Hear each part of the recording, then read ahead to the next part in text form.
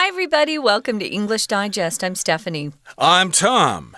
It is our literature unit, and we've got a book here called The House of the Scorpion. What's a scorpion, Tom? Well, it's a kind of creature. It's a part of the spider family. It's considered an arachnid. It has 8 legs, and it's got a stinger. It's got that tail that sticks up in the air. Yeah. And if you were born in late October or early November, you are a Scorpius. Scorpion, of course, is the animal. Scorpius is the constellation. Scorpio is the constellation. You're a Scorpio. And yes, a scorpion is the actual creature.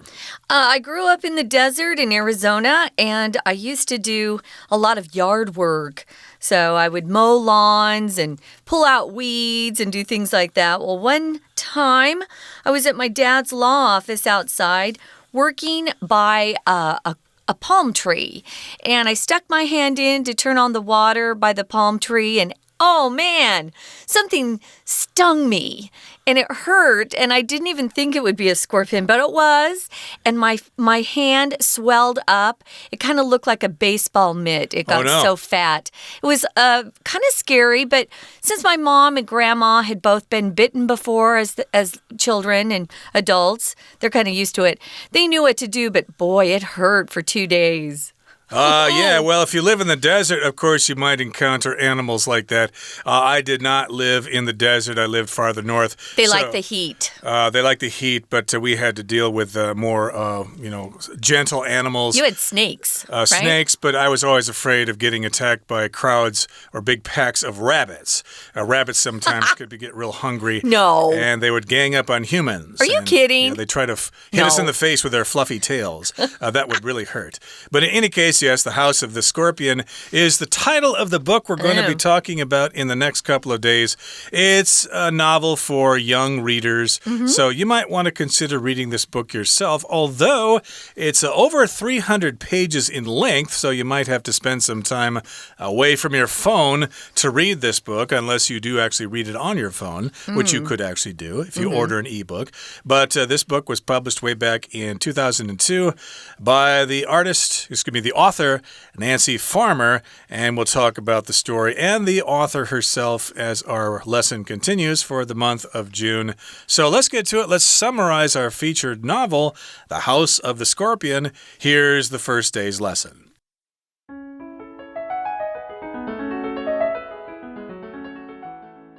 In a sterile lab in the country of opium, a scientist cuts a human baby from the body of a cow where it has been growing for 9 months.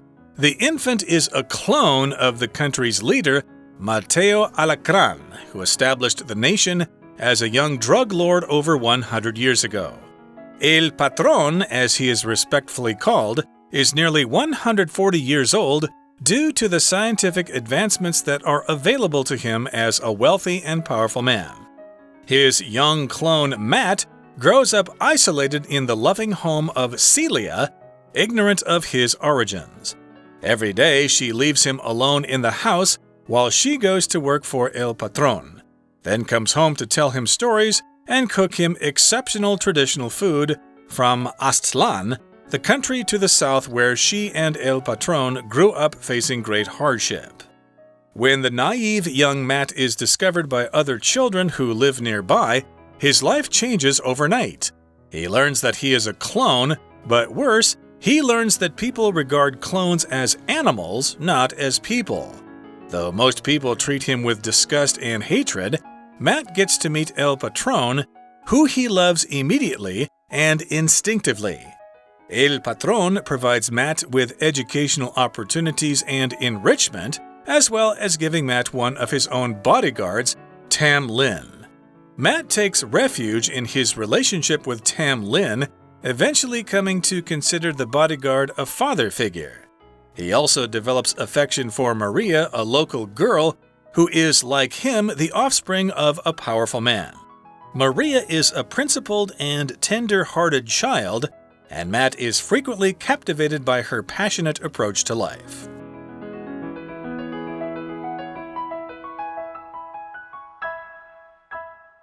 Okay, guys, we're going to dive in here. identity and free will. Identity is just knowing who you are. And free will is your ability to make your own choices, especially in your life. If you don't have free will, you probably are more like a slave. Unfortunately, we still have slavery around the world where people don't get to make choices for their own lives. It's terrible. It's a big problem worldwide. So we're going to talk about identity and free will in this particular novel by Nancy Farmer. Now, it says here in a sterile lab in the country of opium, there's a scientist, and he cuts a human baby from the body of a cow. Immediately, we know this is a sci-fi novel, a science fiction novel, although I know that there are some kind of horrible experiments going on sometimes around us in this world where people are already trying to make clones of different things. For example, Barbra Streisand, the famous singer, she had her favorite poodle cloned. Oh. So she had an exact replica of her dog that had passed away. When you start down that road, it gets a little scary. You wonder if it's moral or ethical or the right thing to do. You know, within a few years, we're going to have people being cloned. That's just the way our world is becoming. So this is kind of an interesting book. She wrote this in 2002, but now we are seeing some of these horrible things taking place in our world. Now, if you're in a sterile lab, it's very, very clean.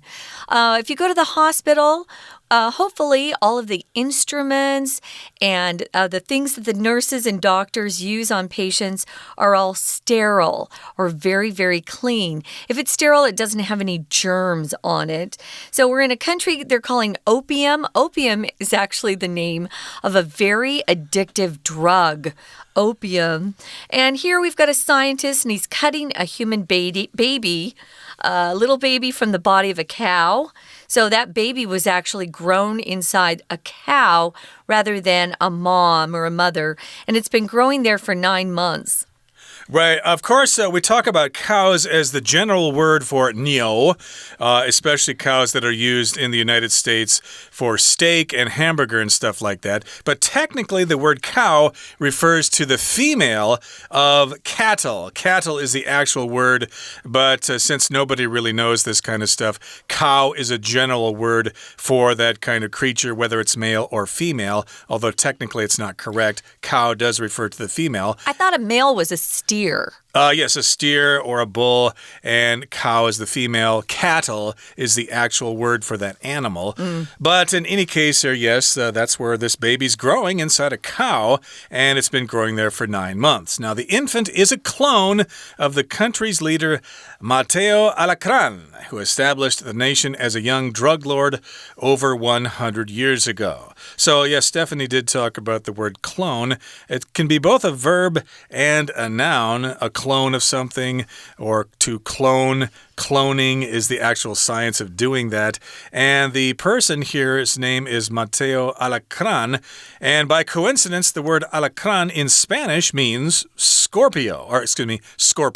Oh, interesting. I think our author probably knows some Spanish, obviously. So this guy...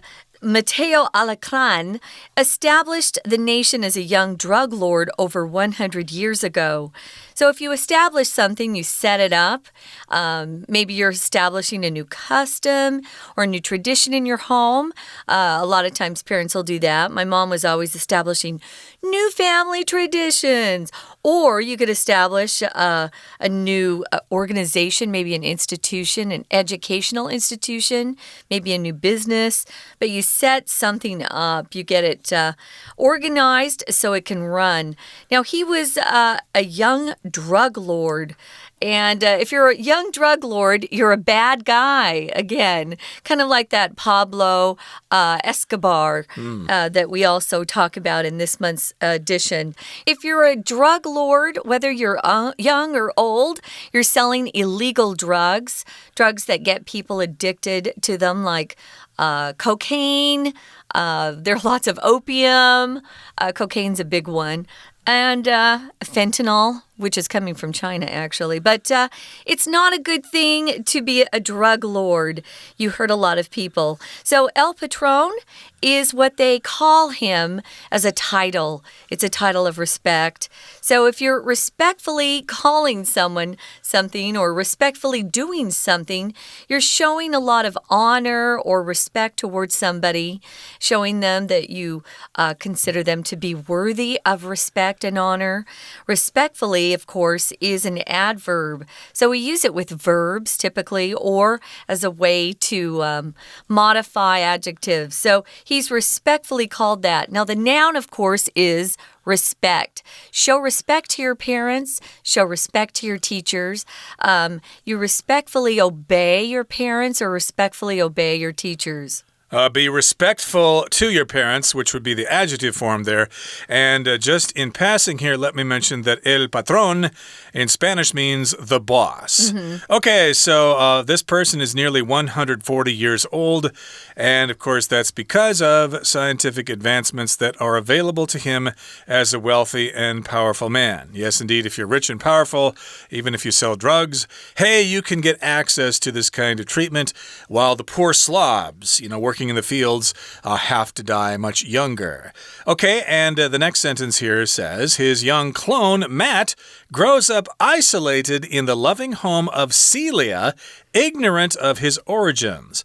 So he's got a son here, but it's not really his son. It's a clone. Remember, he was gestated inside a cow, and he grows up isolated all by himself without anybody else around, but he's in a loving home, and this is the home of Celia, and he is ignorant of his origins. If you're ignorant, you just don't know what you're supposed to know. Sometimes we said that about, I remember that's what my teachers used to say about people living in the Soviet Union. Why don't they just revolt against the government since they're so oppressive? Well, they're ignorant. They really don't know what democracy is. They're just doing what they're told.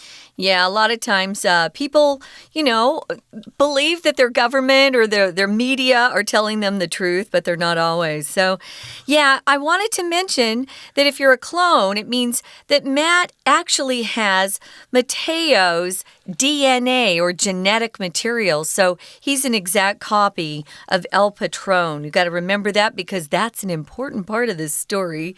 So he doesn't know where he came from, as Tom says. He's ignorant of his birth. He doesn't know he's a clone. So every day, Celia, who's raising him as if she's his mom, he doesn't have a real mother. Every day she leaves him alone in the house while she goes to work for El Patron. They know each other, and then she'll come home to tell him stories and cook him exceptional traditional food. So I'm sure she makes lovely, lovely Mexican food for him. The food in Aztlán sounds like it's delicious. If it's exceptional, it's better than even the best you can get usually. Exceptional. If someone says you're exceptional, they're really complimenting you. They're saying that you truly are unique. You're a star. So this country of Aztlán is the country to the south where she and El Patron grew up. And notice that when those two were growing up, they faced great hardship. So when they were growing up, it's obvious that El Patron didn't have the money and was not wealthy like he is now, because back then he probably hadn't started selling drugs. Yeah, and for a lot of people, of course, that's a quick way to make money. But remember, lots of people feel the same way. And, of course, you have drug wars, and lots of people get brutally murdered that way. So please reconsider that career choice. Okay, that brings us to the midway point in today's lesson. It's time now to take a break and listen to our Chinese teacher. 听众朋友大家好，我是安娜，又到了我们的文学单元，要介绍一本好书哦，蝎子之家 The House of the Scorpion。 我们来看一下这个故事。这个故事的场景是这样子的，在一个鸦片王国当中，呢，一开始就出现了有一个无菌实验室当中的一个场景，有一位科学家从牛体上切下了一个人类婴儿，那个婴儿已经长到9个月大了，是一个很骇人的场景。好，那这个婴儿是谁呢？这个婴儿其实是鸦片王国的这个领导人，这个领导人叫做 Matthew Alencra， 他是100多年之前他是一个年轻的毒枭，他以年轻毒枭的身份建立了一个鸦片王国。我们来看一下这一段第2句的地方，也有一个补充说明的关系子句，不过它的先行词带有一个同位语啦，所以其实先行词可以从前面的 the country's leader 这个国家的领导者开始，逗点 Matteo Alencra，逗点，也就是这个人，而 who 到句尾就补充说明了他在100多年前建立了鸦片王国。好，不过大家对他的尊称是另外一个名字，叫做 El Patron。El Patron， 他被尊称为这个名字 El Patron， 而且已经快要140岁咯。为什么他可以活这么久呢？当然就是因为他是一个很有钱有势的人，他可以获得所有科学进步带来的好处。所以这一段的第3句我们来看一下 El Patron 主词之后逗点后面的 as， 有一些文法书会说它是一个准官带，其实我觉得说简单一点，只要把它当成一个连接词，如同好像就可以了。句子也是很通顺哦，我们来看一次 El Patron 如同他被这么尊敬的称呼，他现在已经将近140岁了， due to 因为科学的进步，先行词 the scientific advancement， that 到句尾的地方就是关系子句，什么样的科学进步呢？就是让他身为一个有权有势，可以得到这样子的一个 scientific advancement。 好，那么接着我们来看一下，那他的这个年轻的复制人Matt 就是这个小婴儿，每天就独自的一个人在 Celia 他的充满的爱的家当中长大。 Celia 就是照顾 Matt 的另外一个女生，不过 Matt 呢对自己的身世呢则是一无所知，而每天 Celia 都会先去 El Patron 那里工作，然后 Matt 就独自待在家。不过 Celia 回家之后呢，就会跟他说故事，然后帮他煮一些Aztlan 的这个特殊的传统美食。 Aztlan 就在鸦片王国的南部，而鸦片王国南部这个 Aztlan 呢，则是 Celia 跟 El Patron 在那里一起长大的地方。好，我们来看一下第一段，在第4句这个地方，第4句之后呢，有一个逗点 ignorant 的前面其实省略的是 and he is。 Matt 本身对于他的 origin 他怎么来是毫无所知的。接下来第5句的地方，我们把中间的 while 抓出来，它是连接词，表示前后的对比。然而 Celia 则是去工作，那么 Matt 呢则独自的在家。那么这一段后面，也就是第5句最后面的地方，出现了一个限定用法的关系子句。限定用法关系子句这边有一个同位语哦，我们先把 Aztlan 这个国家画出来，逗点之后同位语 the country to the south 也画出来，这是先行词。从 where 到句尾的地方则是限定用法的关系子句。 We're going to take a quick break. Stay tuned. We'll be right back.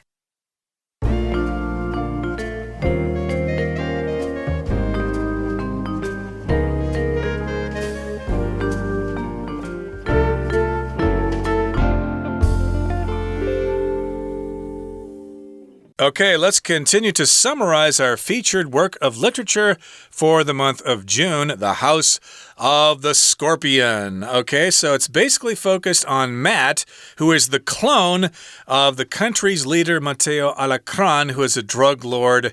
And, of course, Matt grew up, actually was raised inside the body of a cow, but he's ignorant of that. He has no idea that he is a clone.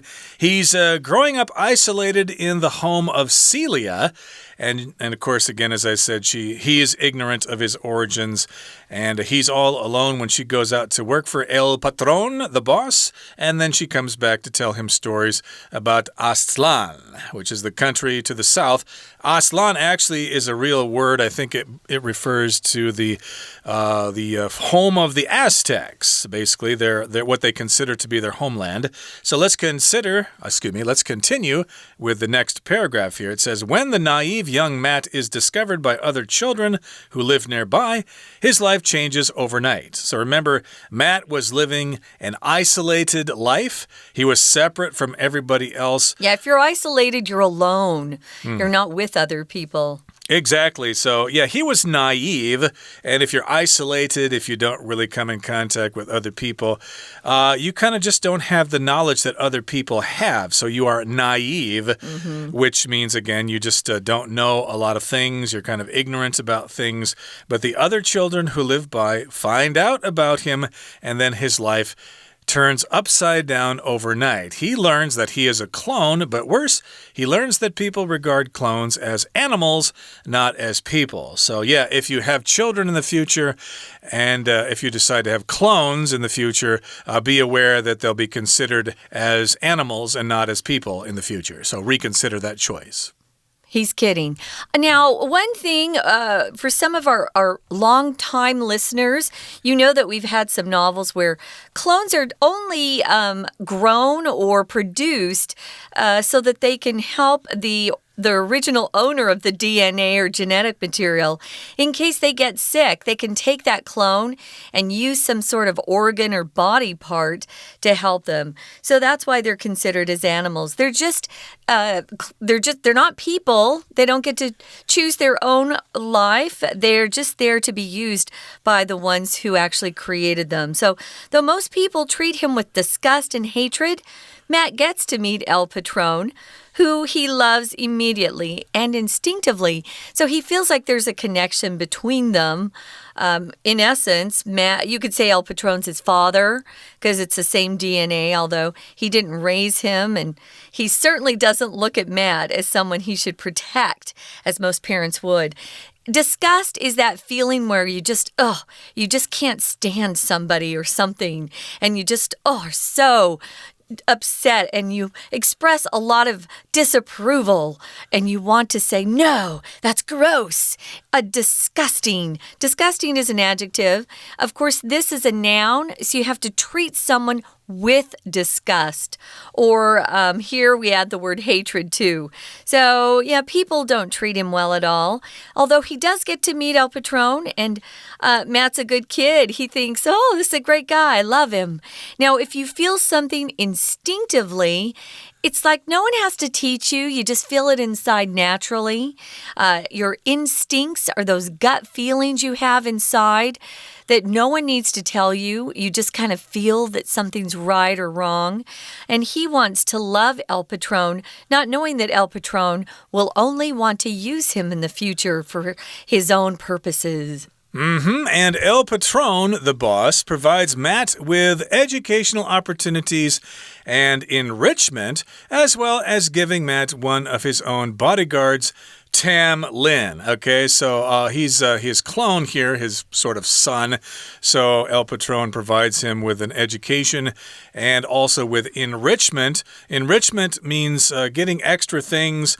Your education is enhanced or improved, maybe with some extracurricular activities, maybe some visits to the museum or things like that. Piano lessons, sports classes, after school.